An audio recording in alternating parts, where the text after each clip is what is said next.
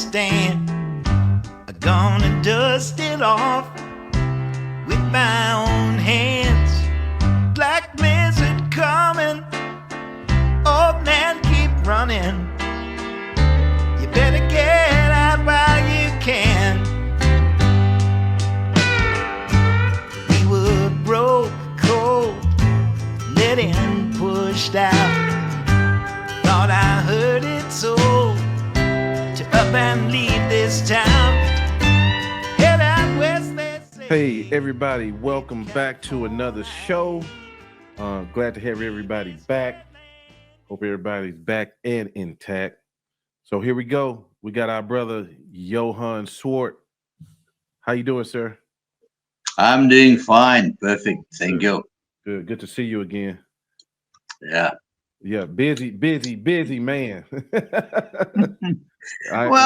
You one's got a choice. You know, when you get older, you can either get busier or less busy. I chose the first route. You know, I'm more busy than I ever was in my life. So Yeah, that's good. Yep, I'm the same way. Well, anything new in your world, Johan? well, as you know, I live in Mozambique, and we had real serious problems in the country. We still have the same problems because the base cause of the unrest we had in this country has not been resolved. We had elections in October last year, and we've got a ruling party here who's been in power for about 50 years. And, well, as rumor has it, they've been cheating to keep in power for the last 20 of it. Oh. And this year the population just decided they've had enough. And when the election results were announced again, and the guys announced they won with 70% of the votes, the population simply said no. Right. They have a word here called anamalala. Anamalala means up to here and no further. Yeah, we stop. Yeah. So we've really had serious unrest in the country. About 400 people dead so far. Oh man. Things are a little bit quieter now, but it's serious. It's serious stuff. But unfortunately, or fortunately, depends on which way you look at it, I think what started off here in Mozambique has ignited a spark across many African countries. Mm-hmm. I see that there are, at the moment tonight, there's big trouble in Zimbabwe. There's trouble all over most of these southern African countries because for many years the populations just accepted what was said to them by their governments. Mm-hmm. And now we've reached the point where the population is questioning everything. Right. And they're digging, and they're uncovering corruption, and they're uncovering crimes of humongous size, really serious stuff, because the population no longer accepts. The guy here in Mozambique who was leading the opposition vote made a very important statement, and he said it's the first time in the world where a population of a country is basically rising up against the revolutionary government who took over after liberation. Oh, wow. Whoa, yeah. Yes. Yeah. Yes. Okay. Yeah. So that's a thing that's happening all over here, you know, where people are really going out and questioning what's the mandate of the government? What do they do? Did we just elect them? Did we draw our crosses on a piece of paper to elect autocrats for the next 4 years who can steal as much as they want? Right. You know, right. So really those questions are now, suddenly the population got brave. Right. Wow. And they've been shot, you know, as I said, there's 400 killed already. There's thousands in jail, but they're not stopping. The guys are rolling ahead now. So yes, it's calmer. We can travel again in the country. We've got internet again. There's many of the troubles that seems to have calmed down, but I don't think the root cause of the problem has been addressed. Man, you say all that, and then we about to talk about breed clubs. Well, it's very closely linked. You Yeah, know yeah, what? My whole thought pattern about breed clubs was actually shaped as well by the events that I lived through in the last while. really. You know, that where people we really start questioning basic things which we never did before. Right, right, right. So for those that don't know, I would say you are a Boerboel breed expert and probably experts on other breeds as well.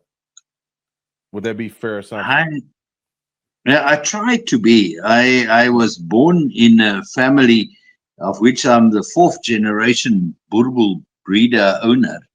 Right. I've my great grandfather must have farmed with him or bred with him because as a little boy I spent a lot of time with my grandfather, and the stories that I remember from sitting on his belly against his leg and him shaking me and talking, just telling fables and stories at night. A lot of them were about Boerboels and about his father's dogs. So yes, I from my first memory, and I'm 66 years old. Uh, I remember Boerboels. I owned my first Boerboel when I was probably, I think, 10. Around about 10 years old that I had my own dog. There were always Boerboels around. Yes, But in those days, breeding was so much different than today. You know, there was no registration of the dogs. There were no breed clubs. And the dogs were functional. They were fit. They were working dogs that fulfilled a purpose and that had a defined purpose. And if they did not meet those criteria or goals, they were taken out. right, They were not bred with. right. Well, Yeah. before we get into the role of breed clubs, I want to ask you something about what you just said. And Yeah. so much of it applies across all breeds. That's why I decided to make this an all breed show from the conception. Absolutely. When it comes to working breeds, do you think that the evolution or the technology has hurt dogs to where we just don't use them in that fashion anymore? Absolutely. Absolutely. Nowadays, a working dog is classified as a dog that runs circles around his owner's legs, right? Yeah, And goes to and jumps in a swimming training. pool. Right, right, Yeah, or pulls the sleigh. Those are all things that we made up to try and create work. But that was never the work of a dog. mhm, The work of a working dog was protection, it was hunting, it was companionship, and not much more than that. They never had to run circles around the owner's legs, right? Or bite a guy in a suit very nicely on the arm and get shaken around a bit, and then it's a working dog, right? right, yeah, yeah, No, no, no, no. That was most of the time working dogs never even got into a fight, but they could warn you when something was wrong. that's true. Nowadays they sleep in the house, and when we let them out, we get them to attack a guy in a bite suit. Right, It's right. not working. Yeah, we make things complex. Like when I was coming up, a dog was for your eyes and ears. It's for protection. It's for to warn you for things. Yeah, Yes, but yeah, it has changed to where yes, people make it all about it has to be biting on something or in order to be a worker dog. That's true. yes. I know a lot of people get mad about that, but it's true. Yeah, yeah. So I live on a farm where we still have elephants and hippopotami and yeah, lots of different animals passing by. Very regular big snakes and things like that. And my dogs just live in this environment. Is it work or isn't it work? right, You know, right, that they very few of them have a, yes, some of them have a good recall because it's just in their nature, right? If I tell them to come back, they come back because that snake's going to kill them, right? right. and those that don't listen most often don't survive. But so that they have, but they can't jump through hoops and do tricks. That's really those are. I years ago I was in America in I can't remember, I think it was in Maryland, where they had a very interesting competition with the Boerboels. And it was an AKC event where they actually had the dogs herding sheep, Mm-hmm. and it was amazing. It was work that was created. It was not artificial, Right. and it was. I couldn't believe that you could use a Boerboel to herd sheep, but they were damn good at it, Yeah. and took to it very quickly as well. Right. Right. Um, what do you think about being that you've been so many generations deep in the Boerboel? Do you think the dog is always going to evolve to what men want, or should we keep uh the standard as it was? And when I'm really honing in on the size of the dog when I'm asking you the question on that. Okay. Right, let's talk about all breeds a little bit. I Okay. do a lot of all breed work as well, Mm-hmm. mostly mastiffs. But I go to a place like Madagascar, for instance. Now, there's not many breed clubs in Madagascar, but the guys love dogs. Mm-hmm. You go there, and man, they come out of the buildings. When they hear that there's a dog person there from some other country who's supposed to be an expert, they come up with at the last show it was anything from those little miniature bullies things with the bent legs and Pekingese and dogs that I haven't seen for years, things like a Dutch draadhaar. Those are rare dogs, and the guys just come out with them and they present them to you, and in general all of them have to meet the same criteria. Yes, we have lots of different breed standards, but breed standards should always be based on functionality. Functionality or a very well defined appearance. Right? You either have, I always say a breed standard should look at the conformation, which is the appearance of the dog. It should look at temperament, and temperament basically for all dog breeds, basically the same. It's basically the same. They must be biddable, they must be retractable, there's certain things that the dog must be able to do. It doesn't mean if you trained your dog to go and attack a guy with a bite suit, it's got a good temperament. Or a temperament has to do with the time period a dog takes to recover to sanity. Any dog can get angry, any dog can get scared, lots of things can happen. But how quickly does that dog return to a sane mind and a stable disposition? That's what temperament is basically all about. The third thing is genetics, and that you can't really see, and health. Now, health, all the dogs, all the breeds have the same health standards. You can see the dog must be healthy, it must be fit, the coat must be shiny, it mustn't be overweight, it mustn't be underweight. So basically, it's not that difficult. The big work with multiple breeds, if you go to a show and you've got to judge multiple breeds, is you've got to go and read every damn breed standard. You've got to know plus minus which dogs are going to pitch. Like, I had no clue of what the standard for a Dutch draadhaar is. Right? It's a wire-head, big terrier type of semi-mastiff terrier type of dog, but with a very, very rough coat. What's the breed standard for that? What must the head shape be like? What must the body length be compared to the height? There are certain things. What paces? What gaits are allowed in this breed? There are certain characteristics, call it identity, of each and every breed. But the general principles stays the same. So it's not difficult. It takes a little bit of work, But once you know one breed well, it's not difficult to judge other breeds. Gotcha.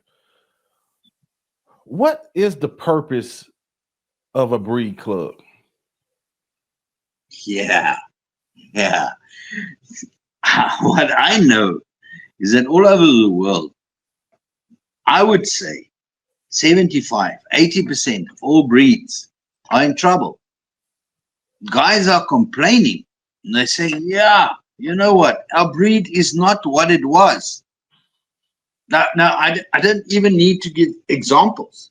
Any breed, you go to the guys that are breeding Pekingese, fluffy-tailed ice sniffers. I don't know, whatever you want to call them, right? And all of those breeders, all the breeders across the world that I speak to, basically talk to me after a short while asking general questions. They say, our breed is in trouble. Yep. Now, I try to define a root cause. What brings this to the world? And there's one common denominator in all the breeds, is they have breed clubs, right? They have multiple breed clubs, they have single breed clubs, but they have breed clubs, right? And then I started asking myself, is there perhaps something in the breed clubs that causes this dissatisfaction with the direction into which most dog breeds are going at the moment? And I must say, yes. And in short, and we'll expand on that now in more detail, it is because breed clubs don't have a real purpose. So you ask me, what is the purpose of a breed club? I say they don't know. Yeah. They don't know. And because of the uncertainty that crept into that very key element, which basically drives each and every dog breed across the world, because of that uncertainty, we have problems in all the breeds. Mm-hmm. Gotcha. Well, do you think? I'm going to ask out straight out. When you have the heads of these breed clubs, is it a lot of money involved? I don't think, even before we get to the money, Okay. let's just think about it. There's a lot of status involved. In some instances, there's a lot of money involved. Mm-hmm. Others not. But the whole thing is, we have breeders getting together once a year or on whichever occasion, and they elect a group of people which is going to become their breed club. Right. Now, I have a couple of questions. First of all, what's the mandate of this breed club? Mm-hmm. The breeders in general, I know what they want. They want somebody to do the admin. They want somebody to come and run the shows, right? And somebody to be fair and this and that. And then they elect somebody and they said, now you are the committee members for the next 3 years or for the next year. What is their mandate? Right. What must they do? And that's where I think most breed clubs are totally missing the point. And that's where the root cause of the degradation of breeds lie. It's Right. because the mandate of the breed clubs is not defined. Yeah. I would almost make that similar to when you work for companies or if you're involved with other organizations, they have core values or they have a mission statement. You understand? Yes. Is that what you're saying? Yes. Okay. Yeah. Show me a breed club with a mission statement. Wow. Yeah. Now, they have some fluffy thing on paper, but show me a breed club that is held to their mandate when the members get together. Because the members don't know what their mandate is. The members feel they are electing somebody to do the admin, and to run the shows and to keep the paperwork up to date. In the meantime, the actual work of the breed club has got an immense impact on the breed. They shape the breed. Right? Is it their mandate? Were they given the mandate by the members to change the breed color, the breed size, the breed weight, all of that? Was the members adequately informed even to give such a mandate? Let's compare it to politics. You know, we elect governments as well. So let's think, what type of governments do you get? And I'm going to pull it right back to breed clubs. You know, for instance, you get democracies, right? Now, a democracy is where it rules by a majority, and once the majority have been elected, they rule. You know, a good example of a democracy is a lynch mob, you know, where you're going to hang somebody up a tree, right? The majority decided we're going to hang this guy, we're going to string him up over a branch, right? Let's get the rope and let's go. The only guy who disagrees is the guy who's got to be hanged, right? So and they don't care about it, he doesn't matter at all. Now, unfortunately, many breed clubs are democracies, right? They make a decision once every blue moon, and they elect a group of guys that have their frame of mind, right? That also wants to see dogs huge and or this or that. Doesn't matter what the whole thing is. And they elect them, and they, being a democracy, after that, nobody else's vote counts, right? You've had your chance to make your mark on a piece of paper once every 4 years or 6 years or 1 year. And after that, you're in basically an autocratic organization or society or government, because you are not consulted again after that. The politicians make the decisions, or the board or the management, the breed council, whatever you want to call it, make the decisions, right? Then you get republics, right? In republics, yes, there are minorities and they are protected through laws, etc. That's probably the way that breed clubs should work, where you should have identified and defined parameters which nobody can go past, and where there's a very clear mandate and everybody goes according to that. Then you get dictatorships, and damn, we've got many dictatorships in the dog breeding world, right? Oh yeah. A lot of the breed clubs are pure dictatorships. You will get told how you will do things, and thou shalt not transgress. And if you do, your dog just scores horribly at the next show, and it's just, as a breeder, you are dead. Right. So if, they kill your reputation, they see to it you do nothing, etc. We do get some benevolent dictators, right? Where we have a very strong personality that walks forward and says, I will run this. And they normally have a very clear and defined mandate. They know where they want to go. And they do that for the good of the general population or the breed, etc. I've got nothing against the benevolent dictator, right? Sometimes they're the best thing to have.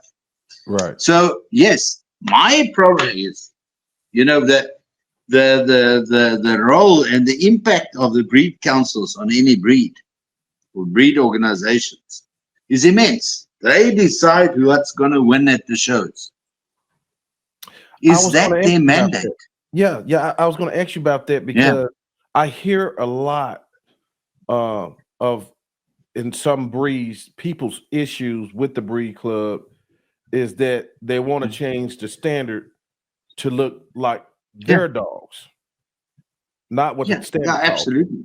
Okay. That's just human nature, right? That's just human nature. You know, there was what is the book? There's a book, a psychology book called The Lucifer Effect, which has to do about what happens to people when they get in power. And it's an amazing book to read, what they did is they had experiments where they took a group of students and they made some the inmates and others the wardens. Yeah. And within a very short time, the wardens were abusing the inmates because they were in power. And the Right. wardens made the rules the way the rules suited them. And the same happens in breed clubs. Right. You get a committee, you get a group of guys there, they very soon breed what they think is pretty. Mm-hmm. All right. They breed according to what they have on their yards, or they judge according to what they have on their yards. And that's where the whole thing on the mandate comes in. We have two scenarios in the dog breeding world. Okay. We have existing breeds and we have new breeds. Yes. Right? You have developing breeds, right? Let's call it developing breeds and existing old heritage breeds, the breeds that have been around for a long time.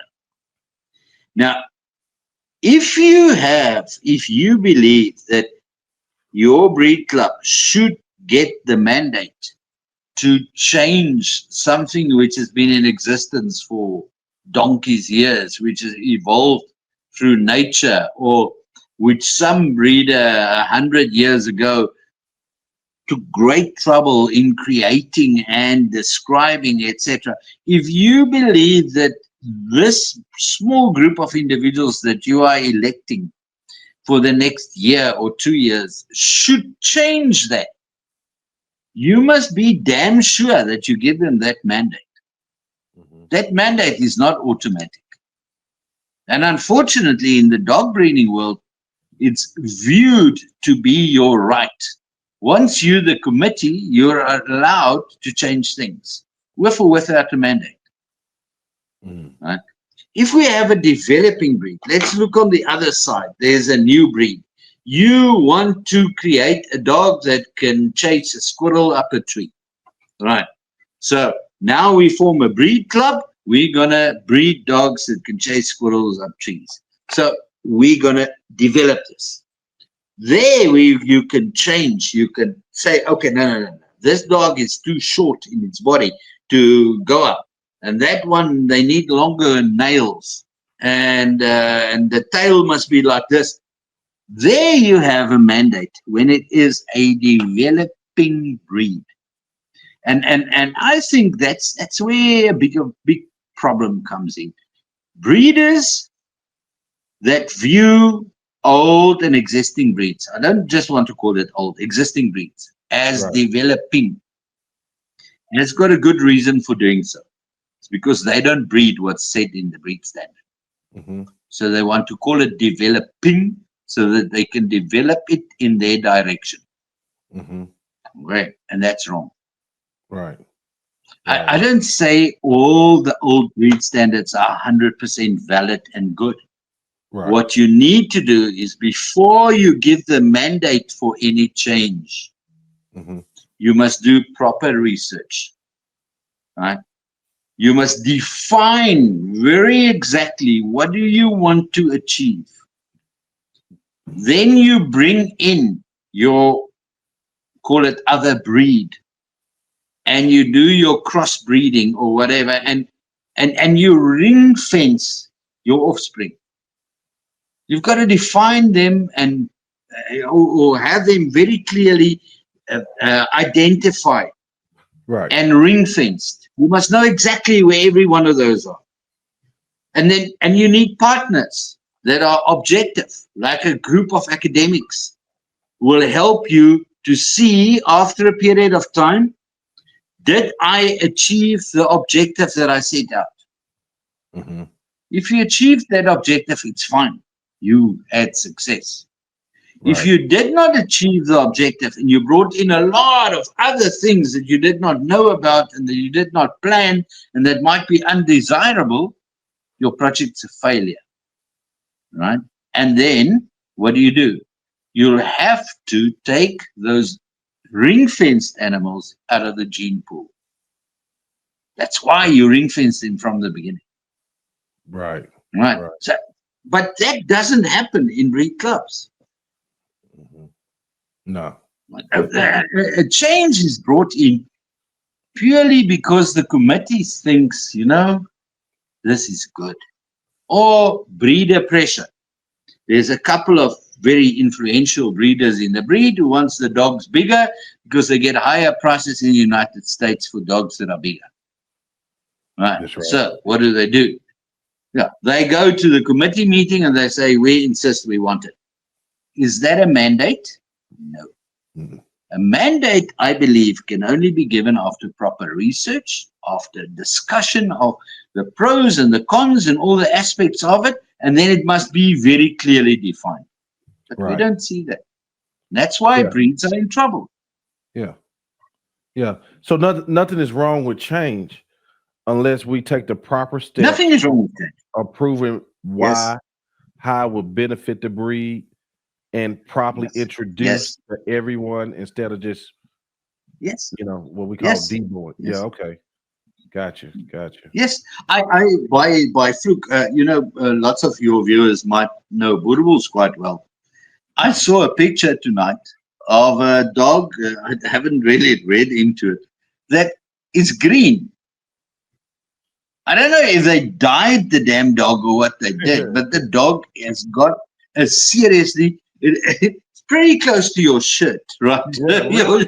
The Yeah. dog will go well with it. Yes, there's genetics that can cause it, but we haven't seen those genetics in this breed for 50 years. Right. Right. So what do? Everybody jumps up and screams and say, whoa, crossbreed. No. Have you done your homework? Have you asked somebody to scientifically analyze this and get a couple of peers to review what he says, right? Before you just accept the guy who might be bought to have an expert opinion. We all know how big pharma works and big dog organizations work exactly the same. You buy your expertise and you pay for it, right? You pay what they will tell you what you want them to tell. Mm-hmm. Right. So, I think we better keep an eye open, and the whole thing is, it's if it's not scientifically based, why do it? If there's no benefit to the breed, no improvement to the breed, nothing, why do it? Right.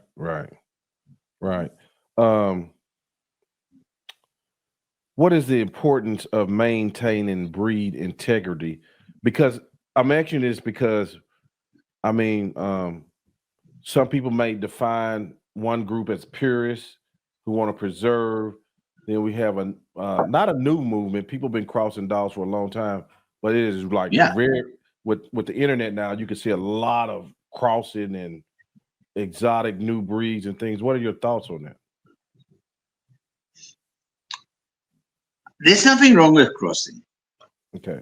But if you want to call something purebred, it means that you're using a single breed to produce that.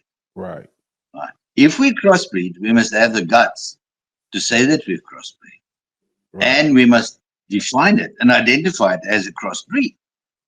And that's where your breed committee or your breed council or your breed management must take a bloody hard stance. Right. If you can't say, I was elected to represent a breed, but then you represent that breed plus all the crosses that comes out of it. Mm-hmm. Right? Was that your mandate?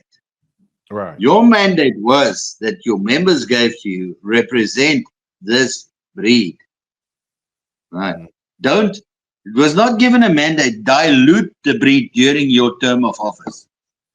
Mm-hmm. So we must, like politicians, we started talking about what's happening in Mozambique politically, but it's nothing different to what's happening in the dog breeding world. And because of social media, we see more and more of the bugger ups and the very weird stuff that happens out there. And I believe that the general dog population is reaching a point where, like the population of Mozambique, they might pretty soon start to say Anamalala, up to here and no further. Let's stop this nonsense now and get things straight. And the way to get things straight is, first of all, define the mandate of the guys who's running the show. Mm-hmm. Mm-hmm. And who can do that? Are the guys who's running the show going to define their own mandate? No. No. That will have to go back to the breeders. Breeders will have to seriously sit down before they have their annual meetings and say, you know what, that idiot in Mozambique, he said we must define the mandate for our breed of the representative core of people that we're going to empower over a certain period of time with a mandate. You mentioned the black dog in the Boerboel. In every breed, I'm gonna tell you 3 breeds I take really big interest in, because my audience always take big interest in the Corso, the Boerboel, and the person. The Mastiffs. I don't know what those 3 dogs. Is it, you hear the different things about the colors and the when was the Boerboel? Yeah. Is it a Yes. recent created The breed? Mastiff. You would say you 4 generations in with these dogs? Okay. The Boerboel is not a recently created breed. And that's exactly where the difference comes in. You do get breeds that are created by breeders. Take, for instance, the Rhodesian Ridgeback. The Rhodesian Ridgeback was created from the crossbreeding of a number of different breeds by a specific missionary who lived in the Northern Cape and who wanted to create a dog with a certain function and eventually look, a specific look. I don't think his look was defined so well when he started off, but eventually he found functional dogs that had a look that pleased him, and he wrote a breed standard was written by somebody else who lived in Rhodesia, and that's why it's called the Rhodesian Ridgeback. Right. So Right. the Boerboel was not a created breed. I did a lot of research on it, and because growing up with a dog, I heard all these stories from everybody saying, "Oh, but the Boerboels were brought here by the Dutch settlers." And other people said, no, no, no, no, no. You know what? It's actually bull mastiffs that were brought here to protect the diamond mines. And other guys said, oh, no, no, it was simply a crossbreed between the dogs of the indigenous people and maybe some Great Danes or this and that. And I listened to all these stories, and I'm a researcher. I'm a scientist. And I said, no, let me go dig. And I started reading up old reports from the settlers that came to South Africa. And I started with the Dutch because we were taught in school that the Dutch were the real first settlers here. And I started digging, and I found out, yes, there was a dog that was brought in on one of the ships, or it was loaded on one of the ships, called a bull and biter. A bull and biter. It's a dog that was, in those days there were no breeds. Dogs had names linked to their functionality. Now, a bull biter, his work was, if the butcher wanted to slaughter an ox, they would bring that little dog out. He could be tiny or it could be big, but lots of them were really small little dogs. It had to do with their working ability. It had to do with the heart that dog had, because they would run out, flat out, fearlessly towards the bull, grab him by the nose. Now, a bull's nose is very sensitive. So he would be trying to battle this thing off that's biting him on his nose, and the butcher could come from the side, mostly with a spear, and stab the animal in the neck, cut the carotid artery, and the animal would go down. That was the function of that dog. It was a butcher's assistant. So, yes, there was one butcher assistant dog loaded on one of the ships in the Netherlands. However, the Dutch were very good at writing things down. And if you follow the ship and the story of the ship, you get all the little ports they went to and little rivers they pulled into. And the purser of the ship would write down, at this little river mouth, they stole one roll of rope. And there we found so many goats, and we could do this and that, and everything was described in detail. And when he got to the Cape Cape Town in South Africa, he would describe exactly, we offloaded so many pounds of rice or grain. We offloaded so many ivory tusks, and everything was described, but the dog was never on the list.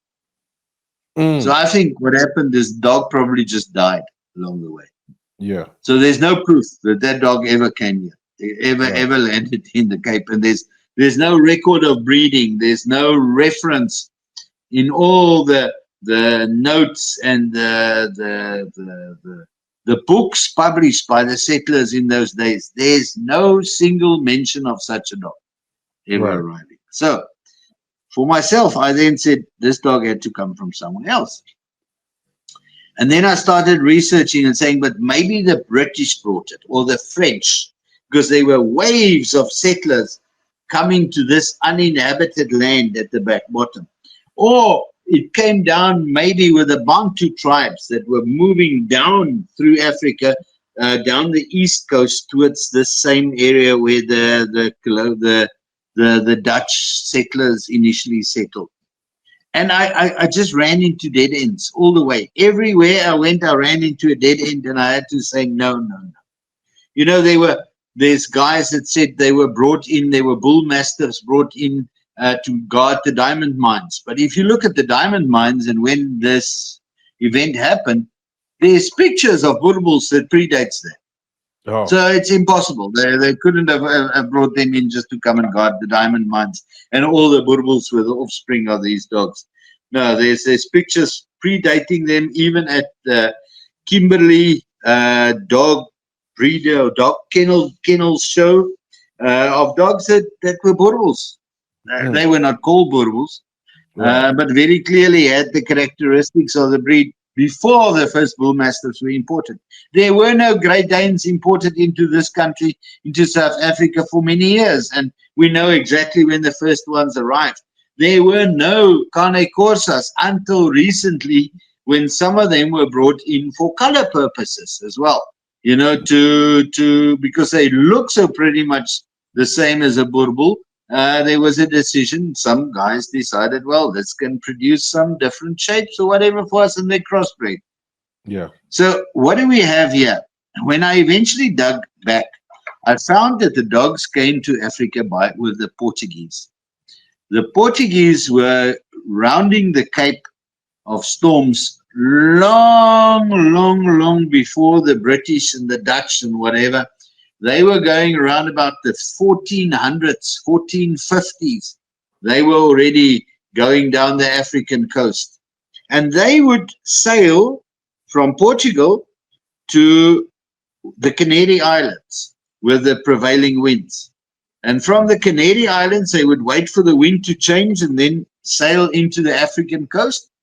And then basically go hop down the coast with their tiny little caravels. Now, there was no ways they could go back home to fetch a roll of rope. If somebody at night, because their ships had no very shallow draft, they would move into a little river inlet at night and sleep there. When the tide goes out, the boat's on the mud. You can walk to the boat. You don't even need to swim to the boat, right? Right. And when the tide comes in, the wind is right, the boat gets lifted off the mud and off they go, right? So they got robbed a lot, right? People would come and steal whatever they think would work better in their homes from their ships. And they would pick up dogs from what we now call the Canary Islands, right? Yeah. Get dogs from the Canary Islands and take them with them on the ships to protect the ships. And these dogs were seeded all along the coast. I'm not going to go into that whole history. If you want to read it, I wrote a book about it. The book is called The Origin and the History of the Boerboel. And it's available on lulu.com, lulu.com. You simply go, it's an ebook platform. You go there and you type in the word Boerboel and the book will pop up. So the Boerboel, to get back to the question asked, is not a created breed. Okay. The Boerboel was brought here as an heritage breed from somewhere else.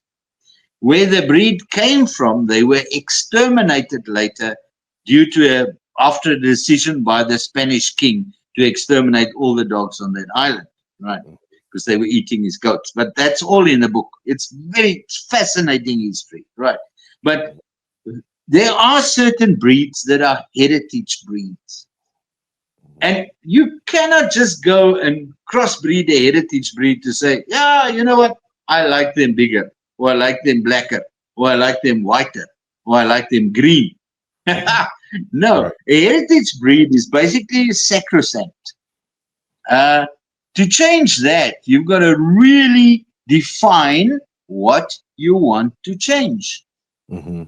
You need to have a goal, right? And once you define that goal, try it. Get your scientific partners, get your academics in, and do your crossbreeding or whatever you want to do to see, can I improve the hips of this breed? Right. For instance, you decide that's my aim. I want to improve the hips of the breed. Then I've got to go to the scientists and say, which breeds have excellent hips? Right. Which is sort of similar to what I've got. And now we're going to get some of those dogs added to our dogs, have puppies, let them grow up, and then we will do hip x-rays on all of them and see if we succeeded in improving the hip score of our breed. Right. Right. Right. That's how Yeah. it should happen. It doesn't Yeah. happen that way. Mm-hmm. It doesn't Yeah. happen that way. Yes. Sir. That's why our breeds are in trouble, because the mandate of the management is not defined. We're running organizations with international impact without a defined mandate. Mm-hmm. Right. I want to go back to something you was talking about. Who is the most pressure on? Is the pressure on the breed club to educate the breeders, or is it the breeders putting pressure on the breed club? That's a very good statement then. Breed clubs should be proactive. They should, and now it's difficult to generalize, right? Because some breed clubs are doing excellent work at training their breeders, at uplifting their knowledge base, at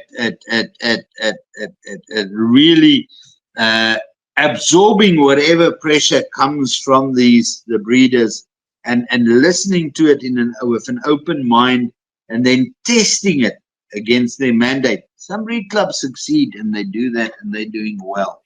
They're really doing well. Other breed clubs fail miserably in that. Mm-hmm.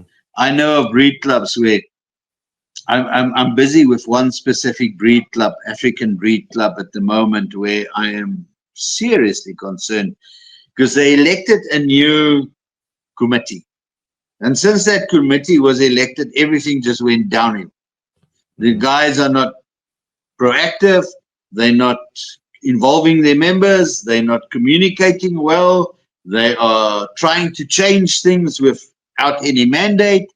And in that specific area, specific country, the breed is going down. It's really going down. There's a huge deterioration over the last couple of years. And it has to do with a group that was selected and elected, and that's not doing their job. That's not fulfilling their mandate. If they were politicians, they would have been voted out. Yeah. Now they are also elected animals, right? They're also elected into their position. And I think all the breeders must do is they must make sure if a guy doesn't do his job or buggers around with the wrong things and tries to work outside his mandate that was given to him, get rid of him. Right. There are people that have the responsibility and the capability and the knowledge and the skills to do these things right. We see them in corporates, in big organizations. They become the CEOs and they are successful. The breed organization is nothing different to any other big organization. They have a CEO, they have administrative staff, they have policing officials, we call them judges, right, or whatever, or appraisers, or whatever, evaluators. Right. They have all the elements that exists in a commercial organization, and most of them are commercial, and they see their success in how much money they make. You asked me before, is it big money? Yeah. In some instances, it is big money. Databases, for instance, is big money. Oh, databases. It's, Ooh, yeah, yeah. databases are Let's big start money. one together. Yeah, no, that's huge. Because once you've got all the data of a breed onto Yeah, your database, you can yeah. charge what you want. Yeah, Right, right. Golly, yeah, I didn't think about that. Yeah, the registrations and things like that. Ooh, yeah, that's a lot of money. Yeah, so that's where the money goes. The yeah, breed organization itself makes very little money, except they get a kickback from the database guys. And that's what happens in most instances. Let me be very honest. They'll be right. very angry at me for saying this. But Thus most far, of them are in cahoots with the database, yeah. and those database guys give them huge kickbacks. Okay, that's for why we got so many guys starting registries now. You know, that's Absolutely. yeah. Oh, makes sense. Makes sense. Sounds like Yeah. these people got to be vetted. I don't know how you do it because you know, uh, yeah, it's just I don't know. How important is it? Let me tell you what I think, Joe. Okay, go ahead. First of all, databases should be a national asset or an international asset. It shouldn't belong to a person or a group. Right? If you, for instance, had a Cane Corso database that was sacrosanct, that was run by a or administered by a group of old breeders who have all retired and who only has the interest of the breed at heart and they don't own it. It's like a cooperative that Right. has the ownership of it. Mhm. And according to certain rules, you can have access to the data and you can do research based on the data, etc. And it doesn't cost a fortune. And it's there for the benefit of the breed. Yes. That's what should happen. Yeah. How many databases like that exist? Very, very, very few. Yeah. Right? Yeah. It's Right. simple. Yeah. It should be in the hands, as I say, of the government, of a government or a international organization. KUSA should, for instance, the Kennel Union, or no, not the Kennel Union. Sorry, I'm talking Kennel Union of South Africa. But guys like the all your international registries, they could hold the database. They could. Yeah. Yeah. They They could, could. Yeah. and they should be allowed to. Right. Right. Man, I'm going to let you go. And it's been good talking to you. Do it for people that it's a lot of breeds coming up. It's a lot of this and that coming up. Do you do any advisory work in Yes, building I these? do. Okay. How do the people I do do. that? I've advised many organizations. I advised the American Boerboel Club. I advised the United Kingdom Boerboel Club, the Kenyan, the Malagasy, the all over the world. I've not just on Boerboels, on many breeds. I've done advisory work on how how do you structure your breed standard? How do you motivate deviations from it? How do you structure this whole animal welfare system which we want to run? Right. Because it's for the welfare and the betterment of that breed, right? Right. Not the change, the betterment of the breed. That's There's right. always issues that you want to reduce. Yes. So when is it a new breed? When is it an existing breed? How do you go about? How do you train your people? How do you define the mandates as you go ahead? So yes, I do that, Right. and people are welcome to contact me for that. Obviously, it's a lot of concern about the state of certain breeds. But is there Yes, anybody you see that's doing it right? I like what they're doing. it would be unfair to to Okay. identify somebody. I'll I let you off the see hook then. many guys. Yeah. I see many guys doing the right thing, Right. Right. Yeah. but Okay. the scary thing is, in many instances, they're not getting the credit for it. Mm, Breed organizations live off money. right. And normally the credit goes to the guy who registers the most puppies. Mhm. And I don't care if your puppies are registered and if your facilities are fancy. If you own 50 or 100 breeding dogs, you're a puppy mill. Doesn't matter if you do it in your backyard or if you do it in fancy premises. Yeah. You're a puppy mill.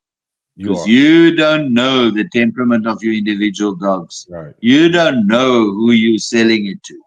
Right. Right. Yeah. You're Yeah. doing nothing different to what a puppy miller does, except that you give a piece of paper with every dog. You're right. You're 100% right. You're 100% right. Yeah. How do the people get in Yeah. contact you? What resources do you have where they can find you and use? The easiest will be to basically, what shall I do? Yeah, because my website is basically all based on Boerboel's or my Facebook page. The easiest will be to just contact me look for me on Facebook. It's Johan Swart 100. It's easy. It's my name, Johan, Johan with one N. And then my surname, Swart, Swart. It means black in Dutch, right? So Right. I'm Joe Black, right? Joe Black. I Johan like Swart. that. And then my age, it's Me. easy. Yeah. Yeah. Joe Black. Me too. My age, then it's, yeah, yeah. Then it is Johan Swart 100 altogether, no underscores or anything. Johan Swart 100@gmail.com. Hey, That's the Johan. easiest. Johan, we know you the Boerboel guy. What was the YouTube channel?